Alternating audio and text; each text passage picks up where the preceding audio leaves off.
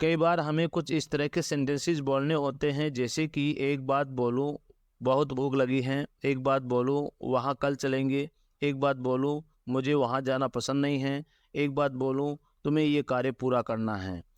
तो इस तरह के सेंटेंसेस में बोले जाने वाले एक बात बोलूं को इंग्लिश में बोलने के लिए जिस स्ट्रक्चर का यूज़ किया जाता है वो है do I say one thing, do I say one thing, या फिर हम बोलते हैं लेट मी से वन थिंग। इनका मतलब होता है एक बात बोलूं या फिर एक बात कहूं। आओ इसे यूज़ करने का रूल देखते हैं। सबसे पहले बोला जाता है do I say one thing, और उसके बाद हम बोलते हैं कंप्लीट सेंटेंस जो भी हमें बोलना होता है। चलिए इसे एग्जाम्पल की मदद से और अच्छे से समझते हैं।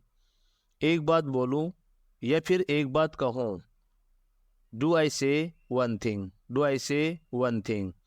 एक बात बोलूं तुम भी उसके साथ जाओ, do I say one thing you also go with him, do I say one thing you also go with him.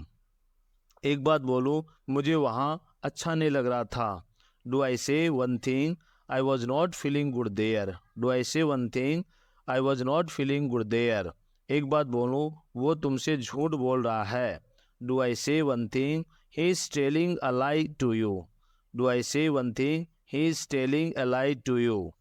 एक बात बोलूं मुझे ये खाना पसंद नहीं है, do I say one thing I don't like this food. Do I say one thing?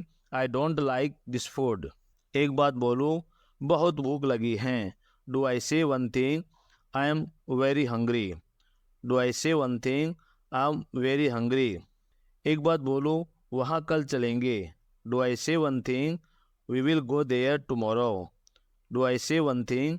We will go there tomorrow.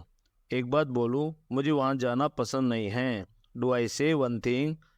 I don't like going there. Do I say one thing? I don't like going there. Structure number 2, कई बार हमें कुछ इस तरह बोलना होता है, जैसे कि उसे मेरे घर आना पड़ रहा है, मुझे सुबह जल्दी उठना पड़ रहा था, उसे पैदल चलना पड़ रहा था, आज मुझे खाना बनाना पड़ रहा है, मुझे बहुत सारे समस्याओं का सामना करना पड़ रहा है। तो इन सभी सेंटेंसेज में हम बोलते हैं पढ़ रहा है, पढ़ रही हैं, पढ़ रहे हैं, या फिर हम बोलते हैं पढ़ रहा था, पढ़ रही थी, पढ़ रहे थे। इनको इंग्लिश में बोलने के लिए जिस स्ट्रक्चर का यूज़ करते हैं वह है हैविंग टू, जिसका मतलब होता है पढ़ रहा है, पढ़ रही हैं, पढ़ रहे हैं, या पढ़ रहा था, पढ़ रही थी, पढ़ रहे थे। हैविंग टू का यूज़ तब किया जाता है जब कोई कार्य मजबूरी में किया जाता है। चलिए इसे यूज करने का रूल देख लेते हैं। सबसे पहले बोलते हैं सब्जेक्ट, फिर हेल्पिंग वर्ब, उसके बाद बोला जाता है हैविंग टू, उसके बाद बोलते हैं वर्ब की फर्स्ट फॉर्म, और उसके बाद बोला जाता है ऑब्जेक्ट, और सबके लास्ट में बोलते हैं अदर वर्ड्स यदि कोई है तो। चलिए इसे भी एग्जाम्पल्स की मदद से और अच्छे से समझते हैं। मुझे सुबह जल्दी उठना पड़ रहा है, तो इसे इंग्लिश में बोलेंगे I am having to get up early in the morning, I am having to get up early in the morning. आज उसे अस्पताल जाना पड़ रहा है क्योंकि वह बीमार हैं, तो he is having to go to hospital today because he is ill, he is having to go to hospital today because he is ill. मुझे खाना बनाना पड़ रहा है, I am having to cook food, I am having to cook food. उसे पैदल चलना पड़ रहा था, he was having to walk on foot, he was having to walk on foot।